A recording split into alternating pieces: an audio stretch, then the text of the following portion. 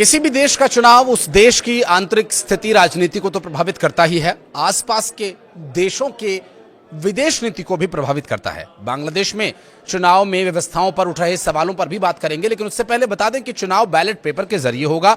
हर polling booth पर आम चुनाव के साथ साथ रेफरेंडम की प्रक्रिया के लिए मतदान अलग से होगा। नमस्कार, मैं हूं आशीष त्रिपाठी। चुनाव आयोग ने बताया कि ज्यादातर सीटों पर आधी रात या उसके कुछ देर बाद ही नतीजे आने की उम्मीद है।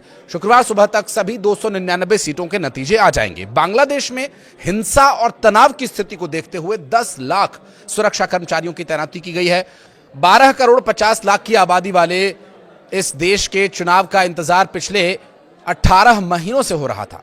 सियासी मैदान में 2000 से ज्यादा उम्मीदवार हैं, जिसमें 78 महिलाएं हैं। 60 रजिस्टर्ड राजनीतिक दल अपनी किस्मत आजमा रहे हैं। जो मुख्य मुकाबला है वो जमात इस्लामी और बांग्लादेशी नेशनलिस्ट पार्टी के बीच है। हालांकि बांग्लादेश में ये पहला चुनाव है जब लंबे समय तक शासन कर चुकी अवामी लीग इस चुनाव में हिस्सा लेने के लिए प्रतिबंधित है। चुनाव आयोग ने 42,659 पोलिंग स्टेशन बनाए हैं, जहां 45,000 ऑब्जर्वर्स नियुक्त किए गए हैं। ये मतदान से लेकर मतगणना तक पर पैनी नजर रखेंगे और वोटिंग से पहले देश भर में दोपहिया वाहनों पर रोक लगा दी गई है। इस चुनाव में बतौर ऑब्जर्वर बांग्लादेश की अंतरिम सरकार ने दुनिया भर के कई देशों और संगठनों को न्योता भेजा है। चुनाव में लगभग 350 विदेशी पर्यवेक्षक चुनाव प्रक्रिया पर नजर रखेंगे और असिस्टेंट रिटर्निंग ऑफिसर तैनात रहेंगे। मतदान से लेकर के मतगणना की प्रक्रिया सुचारू रूप से चल सके, इसके लिए 5 लाख चुनाव कर्मचारियों की ड्यूटी लगाई गई है। लेकिन दिलचस्प होगा यह जानना भी कि क्या शेख हसीना वापस लौट रही है।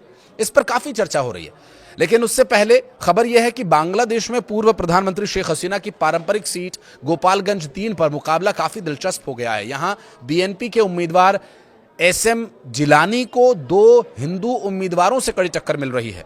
निर्दलीय उम्मीदवार गोविंद चंद्र प्रमाणिक और गणो फोरम के दुलाल चंद विश्वास को मजबूत दावेदार यहां पर माना जा रहा है। गोपालगंज 3 सीट पर टुंगीपाड़ा और कोटालीपाड़ा इलाके आते हैं, जिसमें टुंगीपाड़ा में करीब 26% और कोटालीपाड़ा में 47% से ज्यादा हिंदू आबादी है। और ये इलाका शेख मुजीबुर रहमान की जन्मस्थली है और लंबे समय से अवामी लीग का गढ़ मानी जाती रही है। गोविंद चंद्र प्रमाणिक का यह कहना है कि उन्हें लोगों से अच्छा समर्थन मिल रहा है। वहीं एक 23 साल के युवक ने कहा कि अगर वोट नहीं दिया तो हमला या केस भी हो सकता है। उसने कहा कि वोट तो देंगे, लेकिन शायद इस बार बीएनपी को वोट दे। बीएनपी ने भी कई अल्पसंख्यक उम्मीदवारों को मैदान में उतारा हुआ है। 80 हिंदू उम्मीदवारों में से ढाका 1 सीट से योगेश्वर चंद्र रॉय को मजबूत उम्मीदवार माना जा रहा है, जबकि मगुरा में निताई रॉय चौधरी के सामने कोई बड़ा प्रतिद्वंदी नहीं है। वहीं बागेरहाट 1 सीट जो पहले आवामी लीग का गढ़ रही, बीएनपी के कपिल कृष्ण मंडल यहां मजबूत दावेदार माने जा रहे हैं। और वहीं बागेरहाट 4 में सोमनाथ डे भी जीत के लिए दावेदार माने जा रहे हैं। जमात इस्लामी ने भी पहली बार किसी हिंदू उम्मीदवार को टिकट दिया। पार्टी ने खुलना 1 सीट से कृष्णानंदी को मैदान में उतारा है। यहां मुकाबला बीएनपी के आमिर एजाज खान और सीपीबी के किशोर कुमार रॉय के बीच है। कृष्णानंदी अपने सरल और मजाकिया अंदाज की वजह से सोशल मीडिया पर काफी चर्चा में भी रहे हैं। और चुनाव आयोग के मुताबिक 90% पोलिंग स्टेशंस पर सीसीटीवी कैमरास लगाए गए हैं। पूरे देश में 70 रिटर्निंग ऑफिसर्स और 1000 अधिकारी तैनात किए गए हैं। अब ये जानते हैं कि इस चुनाव से भारत पर क्या असर पड़ेगा। देखिए, बांग्लादेश का चुनाव आम चुनाव है, वहां की राजनीति को तो तय करेगा ही। आगे भारत के ये करीब रहेगा या नहीं रहेगा, ये भी इस चुनाव से तय होगा। ये भारत के करीब रहेगा या पाकिस्तान या चाइना की तरफ झुकेगा। दरअसल इससे साउथ एशिया का पावर बैलेंस बदल सकता है। इस वजह से इस चुनाव को बेहद अहम माना जा रहा है। बांग्लादेश साउथ एशिया के पावर बैलेंस के लिए ये इसलिए अहम है क्योंकि ये देश भूगोल, राजनीति, अर्थव्यवस्था और रणनीतिक हितों चारों ही मोर्चों पर एक साथ असर डालता है।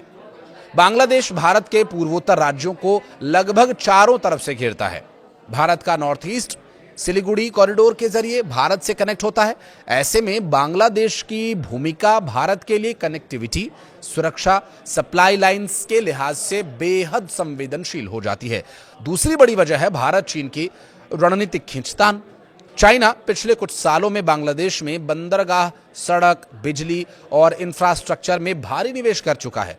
बांग्लादेश अगर चीन के ज्यादा करीब जाता है तो यह भारत के लिए सीधा रणनीतिक झटका होता है।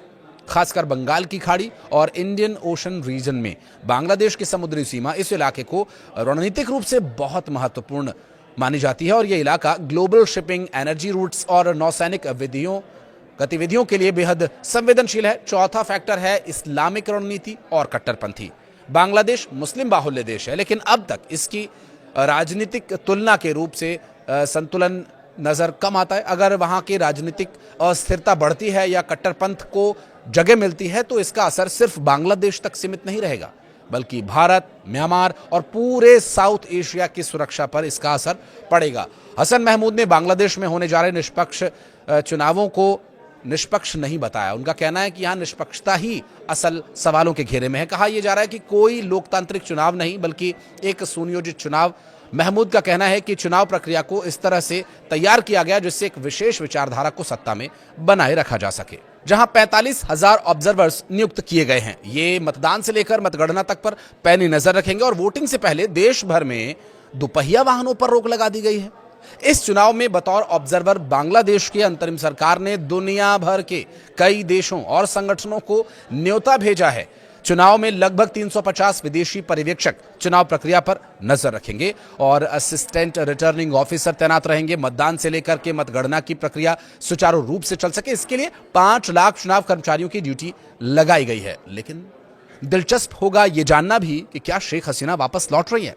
इस पर काफी चर्चा हो रही है, लेकिन उससे पहले खबर यह है कि बांग्लादेश में पूर्व प्रधानमंत्री शेख हसीना की पारंपरिक सीट गोपालगंज 3 पर मुकाबला काफी दिलचस्प हो गया है। यहां बीएनपी के उम्मीदवार एसएम जिलानी को 2 हिंदू उम्मीदवारों से कड़ी टक्कर मिल रही है। निर्दलीय उम्मीदवार गोविंद चंद्र प्रमाणिक और गणो फोरम के दुलाल चंद विश्वास को मजबूत दावेदार यहां पर माना जा रहा है। गोपालगंज 3 सीट पर टुंगीपाड़ा और कोटालीपाड़ा इलाके आते हैं, जिसमें टुंगीपाड़ा में करीब 26% और कोटालीपाड़ा में 47% से ज्यादा हिंदू आबादी है और ये इलाका शेख मुजीबुर रहमान की जन्मस्थली है और लंबे समय से अवामी लीग का गढ़ मानी जाती रही है।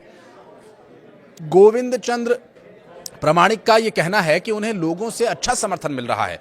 वहीं एक 23 साल के युवक ने कहा कि अगर वोट नहीं दिया तो हमला या केस भी हो सकता है। उसने कहा कि वोट तो देंगे लेकिन शायद इस बार बीएनपी को वोट दे। बीएनपी ने भी कई अल्पसंख्यक उम्मीदवारों को मैदान में उतारा हुआ है। 80 हिंदू उम्मीदवारों में से ढाका 1 सीट से योगेश्वर चंद्र रॉय को मजबूत उम्मीदवार माना जा रहा है, जबकि मगुरा में निताई रॉय चौधरी के सामने कोई बड़ा प्रतिद्वंदी नहीं है। वहीं बागेरहाट 1 सीट जो पहले आवामी लीग का गढ़ रही, बीएनपी के कपिल कृष्ण मंडल यहां मजबूत दावेदार माने जा रहे हैं और वहीं बागेरहाट 4 में सोमनाथ डे भी जीत के लिए दावेदार माने जा रहे हैं।